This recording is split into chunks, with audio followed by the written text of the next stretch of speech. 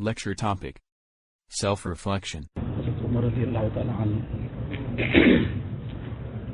caliber of person he was, the great virtues that have been mentioned regarding him, all well known among the Ashara Mubashara, those 10 Sahaba, when Nabi Sallallahu Alaihi Wasallam gave the glad tidings of Jannah to various virtues, and his aspects have been mentioned in the Hadith. But on the one side, despite this being the position, that he is also aware that all these things have been mentioned about him.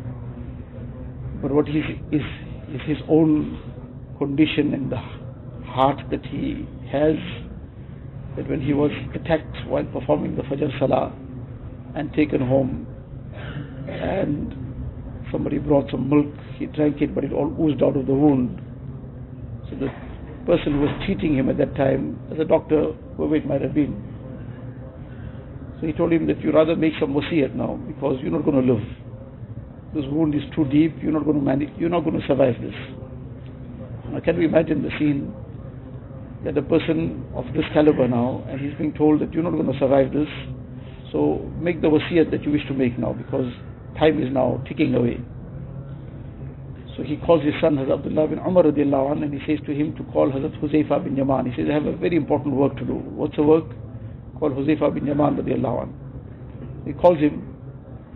So according to some narration, this was the occasion when he asked him that you were the bearer of the secret of Rasulullah sallallahu alaihi wasallam. Nabi sallallahu alaihi wasallam had given him the list about who are the munafiqeen. And now in this condition, he is still very concerned. He says, please tell me, did Nabi sallallahu alaihi wasallam mention anything about me? In other words, am I included in this list?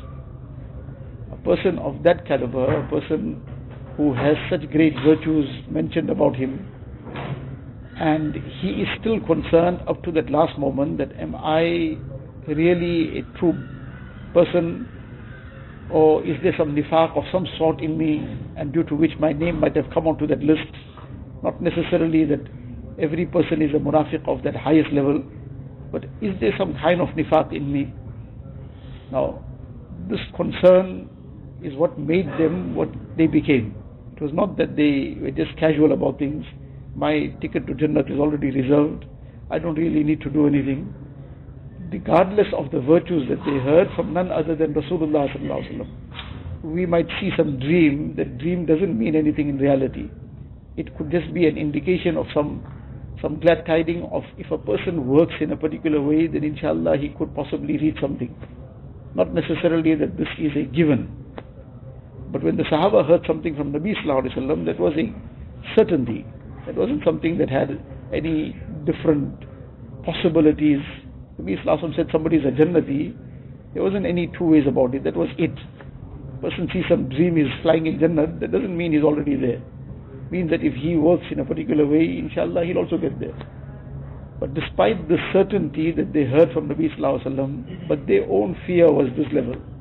Now this is the thing we need to reflect against, see our condition, and despite our issues, our faults, our shortcomings, but there is no real concern sometimes about it, sometimes a very passing concern.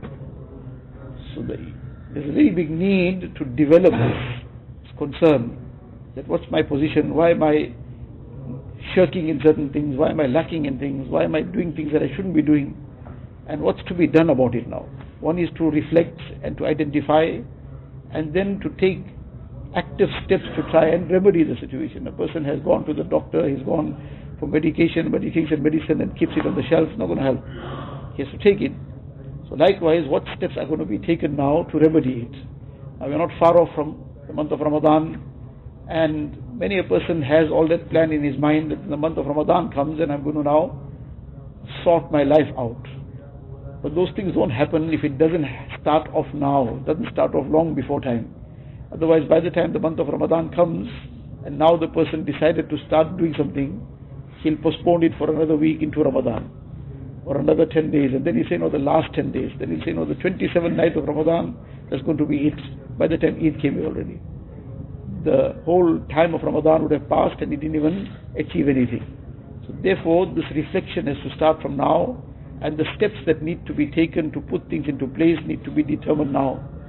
and those steps need to be taken gradually, one step at a time, so that by the time the month of Ramadan comes, long before that, the person is already on that path. Now he builds up on it, he's already put the foundation in place, and it's a matter of building up on it. Allah Ta'ala gives.